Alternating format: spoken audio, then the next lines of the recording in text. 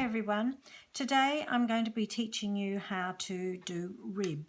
Now I've started already and this is what we're trying to achieve. So as I go I will show you what we're doing. Now our first stitch on here is a knit stitch. So if you'd just like to have a close look, when you see a V like that, it's a knit stitch. When you see a bobble going across like that, that is a purl stitch.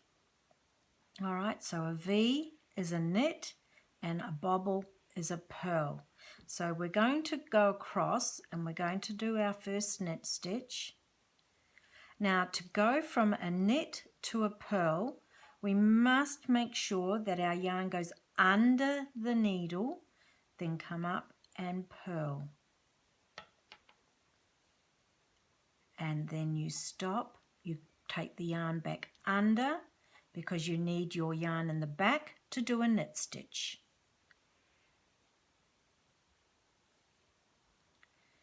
Then we're going to go back under the needle so your wool is in the front to do your purl stitch. Now it might be easy too to just start with is to hold the fabric on your right hand needle in between your thumb and your index finger, just like that, so it holds and you don't have to hold the needle. So you're going to go back under the needle to do your knit stitch. So my next stitch is a bobble, so we're going to purl it. So we must bring the wool back to the front, around and stop, and then we've got to do a knit stitch, so we go back under and knit. Alright, so back under, purl,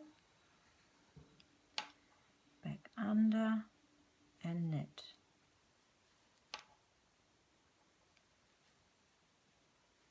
Just go to the end of the row.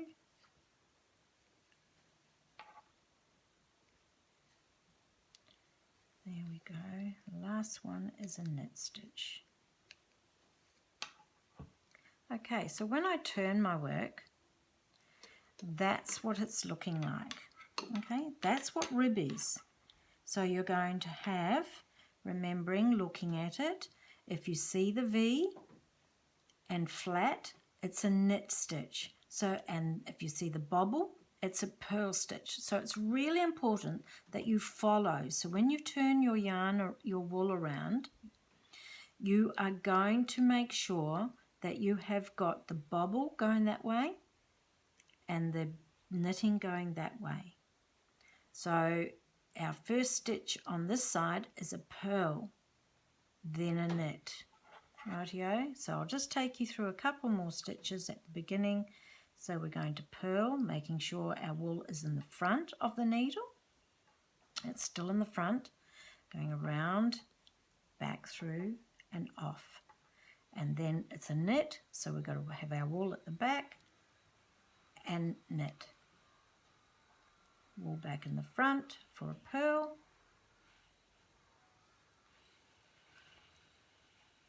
And then at the back for a knit. Alright, so I hope you enjoy that.